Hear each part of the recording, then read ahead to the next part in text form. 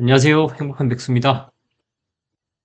오늘 영상은 이제 재개발 관련된 내용인데, 거기 들어가기 앞서가지고, 저희 카페에 이제 커리큘럼을 좀 정리해서 올려놨거든요. 그걸 한번 좀 보여드리려고, 예, 먼저 보여드리고, 홍보 좀 하고, 이게 PC에서 들어오면 요즘 PC 많이 안 쓰긴 하지만, 카페 PC에서 들어오게 되면, 이게 커리큘럼, 예, 적당히 투자 연구소 커리큘럼을 누르시게 되면, 이렇게 우리 소액으로 서울 신축 아파트까지 오늘 주제랑 약간 일맥상통하는 내용인데요. 예. 커리큘럼이 뭐가 있는지 이렇게 초, 중급, 심화 이런 식으로 내용이 있습니다. 여기 쭉쭉쭉 보실 수 있고요. 모바일로 들어오시면 아까 보신 그 대문 화면이 없어요. 모바일로는 이런 대문 화면이 없기 때문에 모바일에서는 공지사항, 요 공지사항을 누르셔가지고 모바일에서 공지사항을 누르셔가지고 공지에 있는 글을 참고하시면 됩니다. 예. 그리고 뭐 한번 좋아요 한번 눌러주시고요. 예. 오늘 재개발 관련된 내용인데 제가 오늘 어떤 내용을 이제 할지 설명하면 너무 장황하니까 예시로 바로 들어가서 빠르게 좀 진행해 볼게요. 예. 지금 제가 예시로 들고 싶은 곳은 어디냐? 아실이 있나? 아실? 예. 아실에 보시면 여기 지금 보이시나? 여기가 올림픽파크 포레온이죠. 예, 둔촌주공 있고 여기가 둔촌 모아타운 있어요. 여기입니다. 예. 그래서 이 모아타운 안에 있는 물건의 시세가 어떻게 바뀌었는지를 좀 보면서, 어, 오늘 이제 주제가 이런 거거든요. 뭐, 결국은 대출을 많이 안 받으면서도 어떻게 비싼 아파트를 사는가. 내가 이제 1억으로도 뭐 15억짜리 아파트를 사는 효과를 낸다. 그러니까 그만큼 많이 오를 수 있는, 내가 1억으로 갭 투자를 하면 뭐 4억짜리, 5억짜리 아파트 사는 게 전부인데, 1억짜리 이제 개발지 물건을 사게 되면, 뭐 비싼 기로 따지면 뭐 한 15억대 아파트까지도 매수하는 게 그렇게 어려운 문제는 아니다. 즉, 실제 그 아파트를 매수한다는 건 아니지만 그 가격 변화의 폭이 이제 15억짜리에 맞게끔 같이 움직인다는 거예요. 그래서 이게 15억짜리 느낌으로.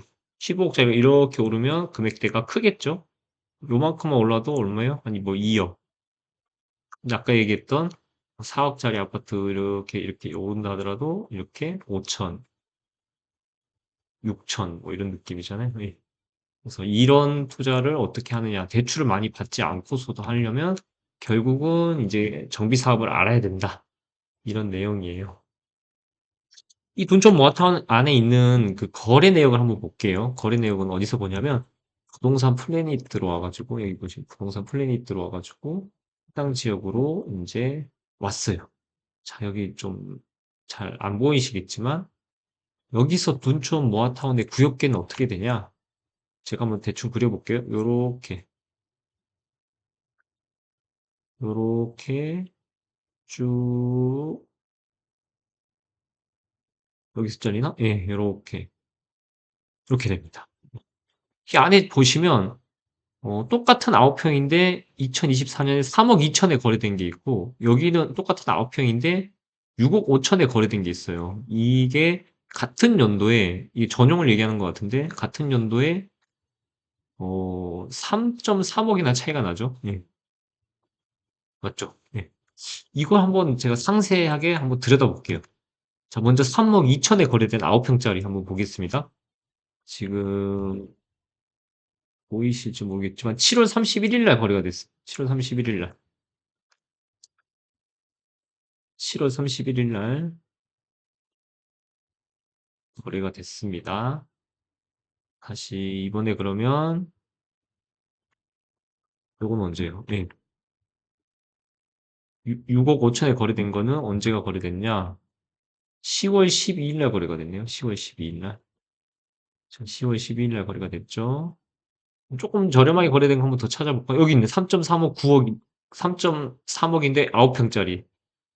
얘는 지금 보이시는지 모르겠지만 1월 달에 거래가 됐습니다. 예, 1월 11일 날. 정리를 해보면 얘는 7월 달, 얘 1월 달, 얘는 10월 달.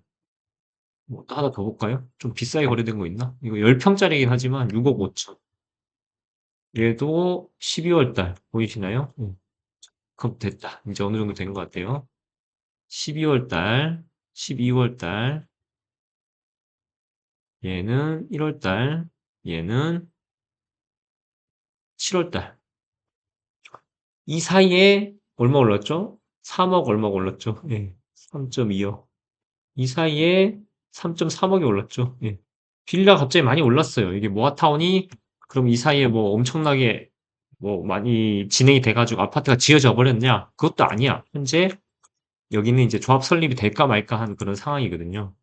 그럼 여기 사업 자체에서는 뭐 어떤 큰 변화가 없는데 이 안에서는 뭐 이렇게 쭉 빨리 가거나 이런 게 아니란 말이에요. 예. 그런 상황에서 왜 갑자기 이게 3억씩 올랐지? 3억씩? 왜 올랐죠? 그건 아마 이제 지도를 조금 더 확대해 보면 답이 나오겠죠. 예, 요 밑에 있는 둔촌주공이 그 사이에 엄청나게 올랐기 때문이죠. 예. 아실 말고 호갱노노 한번 보겠습니다. 호갱노노 들어가 가지고 자, 여기 이제 2월 달부터 대충 뭐 작년까지 작년까지 얼마 올렸나 보니까 뭐 한 4억 정도 오른 걸로 나와 있네요. 19억에서 대충 한 20억에서 24억, 5억까지 올랐잖아요. 그러니까 평균적으로 제가 볼 때 4에서 5억이 올랐다. 그렇죠? 근데 얘는 이제 매가 기준이 얼마에서 오른 거예요? 20억에서 오른 거죠. 20억에서. 그러니까 20억에서 20%에서 25%가 오른 거예요. 그럼 여기서도 만약에 아까 어디 갔죠? 그럼 이 빌라도 20%, 20에서 25% 올라야 되잖아요. 20에서 25%. 그럼 3억 2천짜리가 20에서 25% 오르면 얼마죠? 20%, 6천만 원. 대충 한 4억 정도 되잖아요. 4억. 이해되세요?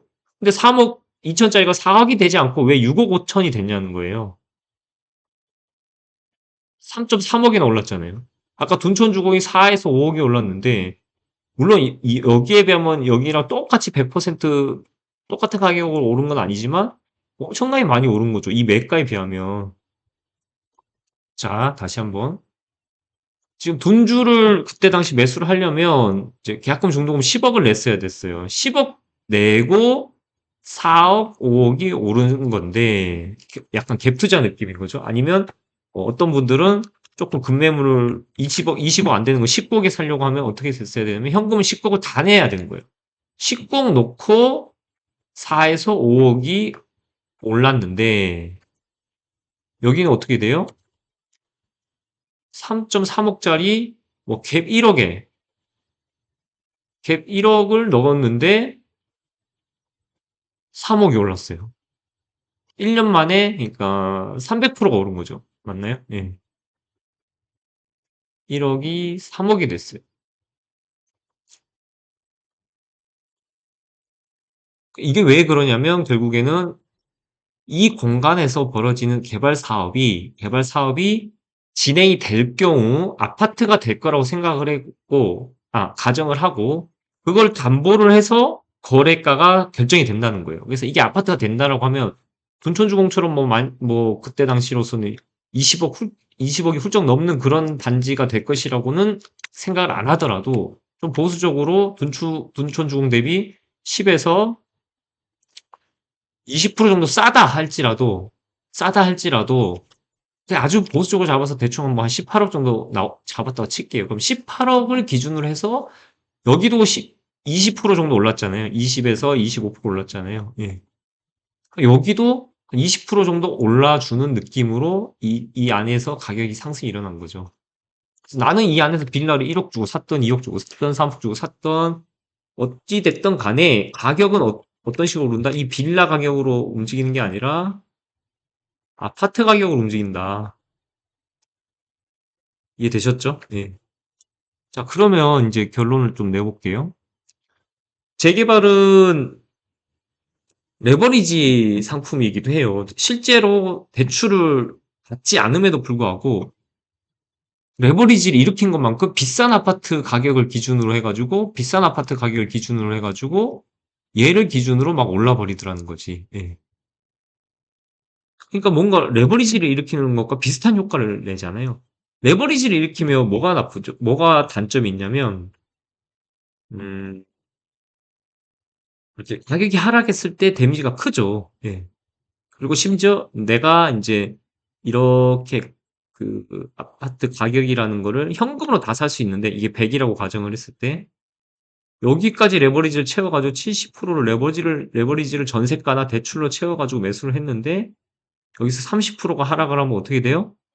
깡통이 되는 거잖아요. 내 재산이 전부 다 날아가, 내 자산이 다 날아가는 거잖아요. 그렇기 때문에 굉장히 위험하잖아요. 특히 고레버리지일수록 위험하지. 이게 90%, 90%까지 가게 되면 10%만 하락해도 내가 전산을 다 잃게 되잖아. 이런 상품이 대표적으로 분양권이 있는 거잖아요. 예. 그래서 시세가 움직이는 걸 보면 재개발 고레버리지 상품이 맞는 것 같은데 그게 맞기도 하고 틀리기도 하다는 거예요. 제가 그걸 좀 설명을 드려볼게요. 왜냐하면 고레버리지 기본적으로 위험한데 그럼 재개발은 그렇게 꼭 위험하다고 봐야 되는 것인가? 이걸 좀 설명하고 싶은 거예요. 자, 애초에 살 때부터 개발 가치를 적게 주고 사면 근데 이게 적게 주고 샀는데도 불구하고 예를 들면 뭐 3억짜리 빌라인데 그게 실제 전세가가 2억 5천이에요. 그래서 5천 갭으로 산 거야. 5천 갭으로 샀는데 이게 일단 이 정도면 개발 가치를 얼마를 주고 샀냐? 뭐 아무리 해도 뭐 5천만 원 정도밖에 개발 가치 안 줬지 왜? 이게 사용 가치잖아. 이게 사용 가치고 이게 매매가인데 이거를 임대를 놔도 2억 5천을 받을 수 있는 건데 3억에 샀다는 얘기는 5천 정도 갭은 주긴 했지만 내가 여기다가 개발 프리미엄을 몇 억씩 주고 산 건 아니라는 거예요. 근데 이게 만약에 그 개발만 진행되면 아까도 얘기했다시피 옆에 주변 시세가 뭐 15억이면 15억 따라서 움직이는 거고 20억이면 20억 따라서 움직이는 거죠. 다만 여기서 이렇게 개발 가치를 적게 주고 매수할 수 있다는 건 뭐예요? 현재로 봤을 때는 불확실하다는 거예요. 불확실하잖아. 대신에 이게 확실해지는 순간 이렇게 고레버리지 상품의 성격을 가지고 있는 거죠. 그러니까 대출이 이렇게 해서 산 것처럼 매가가 많이 오르게 된다는 거죠. 하지만 모든 개발 상품이 여러분들이 쉽게 접하는 상품들은 대부분 이런 거예요. 개발 가치를 많이 주고 사는 거야. 뭐 서울에 지금 뭐 조합만 설립 때도 피가 5억인데 뭐 이런 데가 많은데 그래서 피를 5억씩 주고 샀는데도 이게 그러면 고레버리지 상품이냐? 그렇지 않다. 얘는 오히려 사용 가치 예를 들어서 피를 5억 주고 사고 매가가 7억인데 전세가 1억이야. 사용 가치 1억밖에 안 되는데 개발 프리미엄을 여기 이만큼 거의 다 주고 산 거죠. 한 6억 가까이 주고 개발 프리미엄을 주고 산 거니까 가격이 하락하거나 이 사업의 변수가 다시 생겨가지고 불확실해지거나 사업이 문제가 생기게 되면 이게 당연히 엄청나게 꼬꾸라질 수 있는 거죠. 네. 다만 이미 이렇게 개발 가치를 많이 주고 산다는 거는 아까 6억 가까이 5억 가까이 피를 많이 주고 산다는 거는 뭐예요? 이런 그 불확실성이 많이 없어졌으니까 실제 시세가 이렇게 사이클적으로 꺾이는 거 말고 개발 사업이 문제가 생겨서 가격이 하락할 가능성은 거의 없기 때문에 이 정도 피가 있는 거죠. 그래서 여기서는 이제 뭘 조심해야 되냐면 개발 가치 많이 주고 사면 이제 사이클 자체가 이렇게 꺾이는 걸 조심해야 되는 거예요. 여기 개발 가치 적게를 주고 사면 사이클이 꺾인다 하더라도 내가 손해볼 게 별로 없어. 왜? 아까 얘기했다시피 떨어져봤자 5천 전세가까지밖에 떨어지지 않으니까 많이 떨어지지 않는 거죠. 얘는 그 전세가 1억이잖아. 이렇게 꺾인다라고 하면 7억에서 많이 떨어지면 이제 1억까지 떨어질 수도 있는 거죠. 예. 개발이 아예 무산이 돼버립니다. 그냥 사용 가치로 수렴해버리거든. 그래서 요런 상품을 샀을 때는 고레버리지 상품의 성격이고 요런 상품의 성격을 샀을 때는 고레버리지 성격은 아니다. 그냥 안정적으로 신축을 원하는 그런 수요다. 대신에 이렇게 그 개발 가치를 많이 주고 사면 하락할 때 피해가 크다. 요런 걸 좀 알고 있어야 되고. 그래서 개발 가치가 거의 이제 반영 안 된 저렴한 빌라를 매수했다라고 하면 상승기에는 레버리지 효과가 있다. 이게 이제 실질적으로 레버리지 효과라고 할 수는 없는데 그거와 유사하다는 거예요. 왜? 주변 시세에 맞춰서 움직이잖아. 가격이 아까 둔촌주공사를 보셨죠? 그 주변 시세에 맞춰서 움직이니까 빌라 매가가 1억이든 2억이든 3억이든 간에 이 작은 금액을 샀음에도 불구하고 3억씩 오른다는 거예요. 1년 만에. 그러니까 적은 돈으로도 비싼 아파트를 산 효과랑 비슷하죠. 내가 돈이 없으면 비싼 아파트를 사려면 어떻게 해야 된다? 돈을 많이 내야 된다 그랬잖아요. 그러니까 대출을 많이 받아야 된다 그랬잖아요. 지난 시간에 안정적으로 아파트가 많이 오르는 거를 내가 선택하고자 한다라면 어떤 행동을 해야 하냐라고 했을 때, 첫 번째는 개발 가치가 있는 건데, 그건 변수가 있는 거. 두 번째 안정적인 선택은 뭐냐면, 안정적으로 비싼 집을 산다는 거예요. 그게 안전하니까. 예. 근데 비싼 집을 사기 위해서는 돈이 많이 필요하죠. 돈이 없는 사람들은 어떻게 해야 되냐? 그래서 뭐 대출을 일으켜야 되냐, 뭐 분양권을 사야 되냐, 이런 식으로 레버리지를 일으키는데, 그 중에 하나의 방법이 지금 이제 재개발이라는 것이 있기 때문에 이걸 설명을 드리는 거예요. 예. 자, 그럼 근데 오를 때는 어떻게 해요? 상승기에 오를 때는 많이 오르고, 다만 이게 개발 가능성이 아예 있을 동 없을 동 하다가 아예 없어. 그래서 그냥 제가 이제 3억에 샀던 게 2억 5천까지 전세가까지 떨어질 수 있는 거죠. 이렇게 떨어질 수 있는데 그 하락폭이 0.5억밖에 안 된다. 오를 때는 3억씩 오른다. 이게 뭔가 밸런스가 안 맞지만 뭔가 좋아 보이지 않나요? 투자 관점에서? 예.